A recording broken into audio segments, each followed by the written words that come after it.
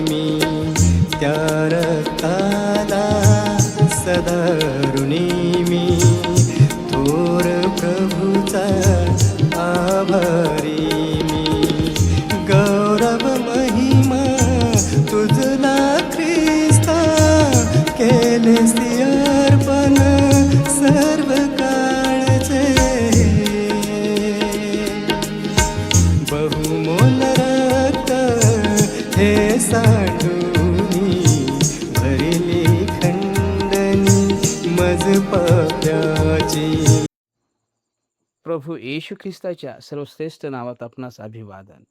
पवित्र शास्त्र बायबलमधून योहानकृत सुवर्तमान अध्याय 8 व वचन 7 मध्ये असे लिहिले आहे. आणि ते त्याला एकसारखे विचारत असता तो उठून त्यांना म्हणाला, तुमच्यामध्ये जो निष्पाप असेल त्याने प्रथम तिच्यावर दगड टाकावा.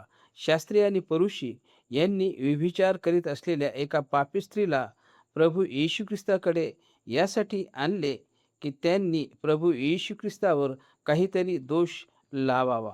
खरे पाहिले असता ज्यांनी व्यभिचारी स्त्रीला प्रभूकडे आणले तेही निष्पाप नव्हते. पवित्र शास्त्र सांगते की सर्वांनी पाप केले आहे, सर्वांना पाप क्षमेची गरज आहे. प्रभूने त्यांना त्यांची स्थिती सांगितली. त्यांच्याकडे किती चांगली संधी होती की त्यांनी पश्चाताप करावा, परंतु सर्वजण प्रभू येशू ख्रिस्तापासून निघून दूर गेले. प्रभू येशू ख्रिस्त तर निष्पाप होता, पण नियमशास्त्राप्रमाणे तो शिक्षा करण्यासाठी नव्हे तर सर्व जगाचे पाप स्वतःवर घेण्यासाठी आला होता. त्या स्त्रीला त्याने येथून पुढे पाप करू नको म्हणून सोडून दिले. प्रभू येशू ख्रिस्ताला दोषामध्ये पकडण्यात संतोष नाही, तर व्यक्तीने पश्चाताप करावा व नाशापासून वाचावे यामध्ये त्याला संतोष आहे.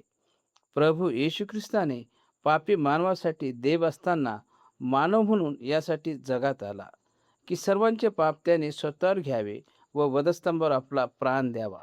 त्याने वधस्तंभावर आपला प्राण दिला व देवाने त्याला मरणातून तिसरे दिवशी उठविले व स्वर्गात आपल्या उजवीकडे बसून त्याला प्रभू करून ठेवले आहे.